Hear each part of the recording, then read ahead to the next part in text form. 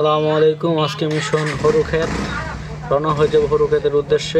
সাথে যাচ্ছে ছোট ভাই রুদ্র ওরফে ফয়সাল। দেখতে দেখতে চলে এলাম কাশীগঞ্জ ব্রিজের কাছাকাছি। এটার নিচেই সরিষা ক্ষেতের অনেক সৌন্দর্য দেখা যায়। তো চলে এলাম কাশীগঞ্জ ব্রিজের উপর দিয়ে যাচ্ছি আমরা। এখন নিচে নামবো বাইক নিয়ে। তো বাইকটা অবশ্য ওই রাস্তায় রেখে যেতে হবে। কাশীগঞ্জ পড়েছে মূলত ফুলপুর থানাতে। এটা নকলা থানার বাহিরে, এই মানে ফুলপুর থানা শেষ আর নকলা থানা শুরু, এরকম অবস্থায় এলাকাটা পড়েছে। তারপর বাইক পার্কিং করে নেমে গেলাম সরিষা খেতে। সালামু আলাইকুম।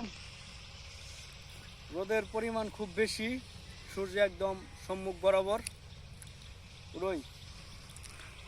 এই মুহূর্তে আমি রয়েছি সোহাগ ট্রাভেল অ্যান্ড ব্লগের পক্ষ থেকে, খন্দকার সোহাগ হোসাইন। রয়েছি মালিজি নদীর একদম পাশে, যে নদীর উৎপত্তি স্থল হচ্ছে কংস নদী থেকে। আর এটা পড়েছে আপনার কাশীগঞ্জ বাজার এর সম্মুখ বরাবর।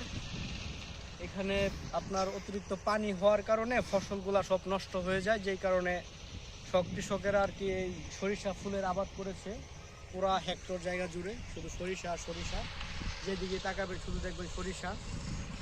তো সৌন্দর্য আসলে বলে শেষ করার মতো নয়, দেখেই কেমন যেন মানে কি আর বলবো, সৌন্দর্যে মুখরিত হয়ে মনে হচ্ছে যেন শুয়ে পড়ি ক্ষেতের ভিতরেই।